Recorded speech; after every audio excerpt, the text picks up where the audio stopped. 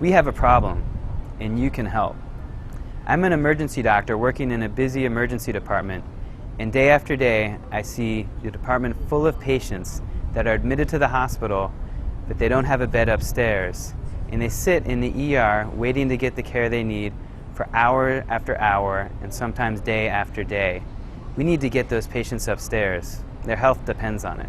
All the studies have shown, and this is resounding throughout all the literature, that the number one and most significant factor in what's called emergency department crowding is the lack of inpatient beds. And what happens is, when people need to be admitted, there's no inpatient bed for them to go to. So, where do they stay? They stay in the emergency department. Somebody 10, 20 years ago decided, hey, that's the best place for them to stay. I was there for the better part of 2 days on the very uncomfortable gurney in the emergency room. Bottom line is, for emergency department crowding, is your needs are greater than resources. You have met a point where the department is unable to meet all the demands of all the patients in the department. Everybody's noticed how long it takes to see a doctor in the emergency department. When emergency department beds are full of admitted patients, there's no room to see new people, so they just sit and wait. Emergency department boarding is a problem for everyone. It affects wealthy people, it affects poor people, it affects people who have the best insurance out there, and it affects people who don't have insurance. It happens in community hospitals, it happens in fancy private hospitals, and it even happens in county hospitals. When the emergency department is overcrowded, it goes on diversion and stops accepting ambulances. That means if you call 911, you may not get to go to your hospital. You may not see your doctor, and your ambulance may just keep on going, looking for an open hospital. And what happens to that patient in that rig? Well, they have to bypass 1, 2, 3, 4 hospitals just to find one that's open. Meanwhile, the patient in that rig needing emergency services isn't getting it. The statistics are staggering.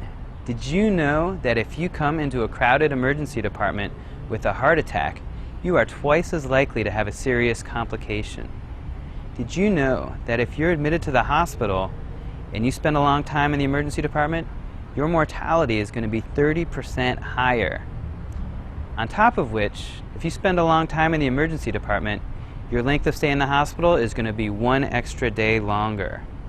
Which of course means that while you're in a hospital bed, someone else is waiting downstairs in the emergency department for your bed. We need to get our patients upstairs. Studies show increased risk of morbidity and mortality because a patient showed up in the emergency department on a day they were crowded. It can be difficult as well when you're taking care of patients that have been there for a longer period of time, and then your new patients are coming in, to share your attention in an appropriate way. The patients that have just arrived, we don't know what's wrong with them yet. Whether or not it may be life-threatening, we're not necessarily sure as soon as they hit the door. So it's important that they get attention immediately. And that can make it difficult to take care of the longer-term patients, where you have your plan of care, what you plan to do at what times to meet their needs. My biggest concerns as a director of an emergency department that is a medium-sized department is that patients are not receiving as high a quality care as I would like to provide. I'm concerned that patients are lingering in the emergency department long after the decision to admit them into the hospital has been made. And during that time, they receive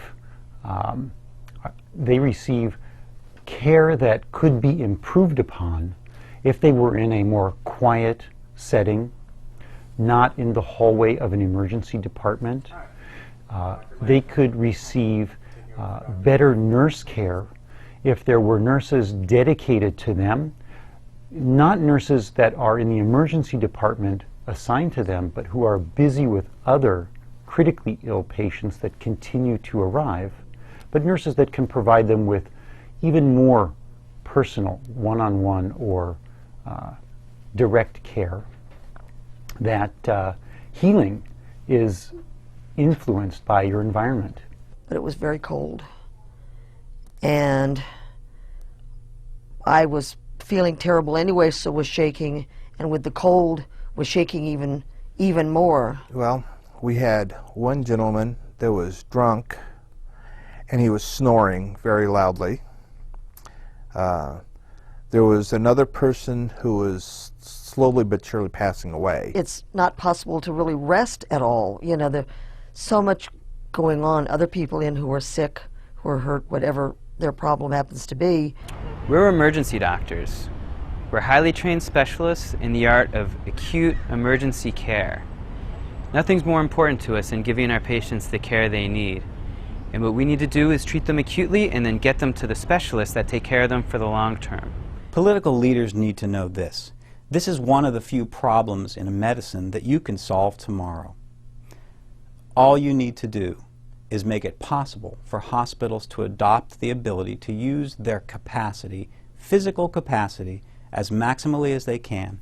At some point, in some days, the hospital will literally be full. And that's all that we can do, is take care of the patients that we can fit into the hospital.